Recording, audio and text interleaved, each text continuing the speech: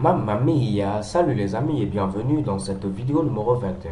Alors dans cette vidéo, on va voir tout simplement l'instruction switch. Donc en lieu et place de mettre ici, si la note est égale à 5, fais ceci, si la note est égale à 10, fais ceci, et ainsi de suite, on peut utiliser tout simplement l'instruction switch. Donc là, rien de bien compliqué, j'ai ici tout simplement ici ma variable note qui a comme valeur ici 6. Je peux utiliser switch et je mets ici comme ceci switch. Ensuite, je dois dire quelle est la variable dont je souhaite tout simplement vérifier la valeur, donc tester la valeur. Donc ici, c'est ma variable note, ok? Donc je vais dire ici switch note comme ceci, et je vais dire dans le cas où ma variable note est égale par exemple ici à 5, fais ceci. Donc je mets 15 et je mets ici 5 comme ceci, et je vais mettre document.write. Il faut afficher tout simplement ici nul. Donc c'est assez similaire à ce qu'on avait vu précédemment. Et lorsque vous finissez de mettre ici l'ensemble de votre bloc d'instructions qui doit être exécuté, vous devez mettre ici break, comme ceci.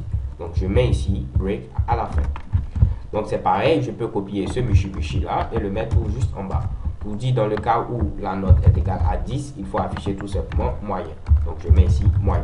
De même, dans le cas où la note est égale à 15, il faut afficher par exemple très bon. Et je colle ici ce Mitsubishi, oups, qui m'envoie un message. Donc dans le cas où la note est égale à 15, je mets ici document.write, je vais mettre ici pas mal. Ok, pas mal comme ceci. Et je mets un petit point virgule et je mets également ici break. Et vous avez ici default qui correspond tout simplement à notre fameux else. Donc dans le cas où aucun de ces cas n'a été tout simplement trouvé, il faut exécuter ce Mitsubishi là. Donc c'est ce qu'on met tout simplement au niveau de default. Donc dans le cas par défaut, il faut afficher tout simplement je ne sais pas comment te traiter. Donc I don't know. Donc je mets ici I don't know comme ceci. Décidément, rien de bien compliqué. Je mets un point virgule à la fin et je mets un petit break comme ceci.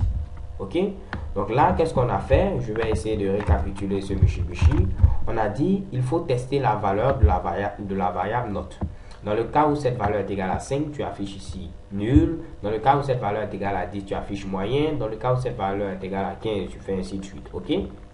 Donc là, vu que notre variable a comme valeur ici 6, il ne va trouver aucun de ces cas. Donc il va afficher I don't know. Ok? Je viens au niveau du navigateur, je tente d'actualiser. Checkable, vous voyez ici apparaître I don't know. Donc vous avez la possibilité de pouvoir lister plusieurs cas. Par exemple ici, je vais copier ce Mitsubishi et je peux mettre tout simplement à ce niveau. Dans le cas où ma variable est égale à 5 ou ma variable est égale à 6, il faut afficher nul. Donc vous pouvez mettre autant de cas que vous le souhaitez et vous mettez ensuite ici l'instruction ou le bloc d'instruction que vous souhaitez exécuter.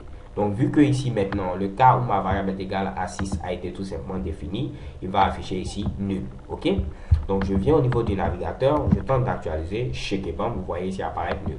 Donc si vous avez un ensemble de cas les gars, vous les mettez ici ensemble. Donc là je peux mettre ici 15, 7 par exemple, dans le cas où la note est égale à 7. Donc si je mets cette fois-ci 7, il va afficher également nul.